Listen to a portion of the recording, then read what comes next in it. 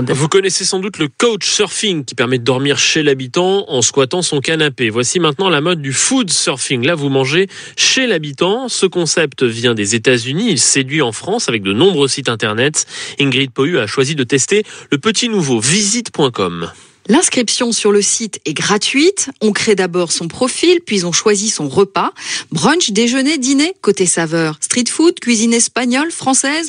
Allez, va pour un dîner chez un certain Emmanuel, consultant parisien de 26 ans, qui grâce à ses photos nous a alléchés avec sa blanquette de veau. En 2 clics, on réserve, c'est confirmé, nous serons 4 à table. Et le lendemain à Paris, dans une rue calme du 14e arrondissement, à 20h pétante. Bonsoir.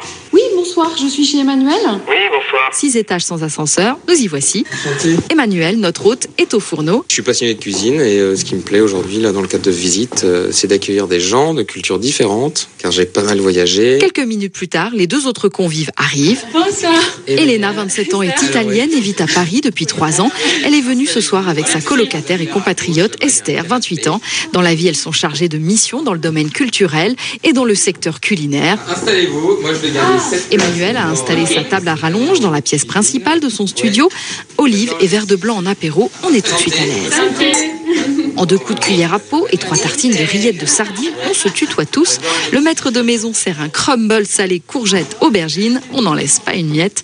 La discussion s'anime très vite, on apprend que les Italiens ne font jamais la cuisine au beurre, puis coup de fourchette sur la blanquette, goûteuse, même si pour Elena ça manquait. Juste un petit peu de sel. Ce soir, Emmanuel assure aussi l'animation comme un chef d'État. Nous partageons actuellement une blanquette de veau mitonnée par Emmanuel.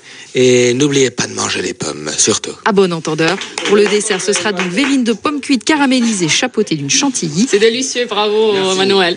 Et la discussion reprend pêle-mêle sur la beauté de la Toscane, les villages mexicains ou le dernier film de Poulvord. À table, on en vient même à déclamer une réplique du Voyageur sans bagages, la pièce de Jean Anouilh qu'on a jouée jadis au collège. Et oui, dans ce dîner presque parfait, nous sommes aussi des voyageurs sans bagages. C'est un moment pour apprendre des recettes si t'aimes la cuisine, mais sinon, partager, de mettre sur la table notre vie aussi, s'ouvrir à l'autre sans trop de réticence. Le courant est bien passé, je pense, j'espère, ouais. À refaire. L'escale gourmande chez l'habitant aura coûté ce soir 19 € par personne. Toutes les adresses des sites de food surfing sont à croquer sur franceinfo.fr, chronique voyage mode d'emploi.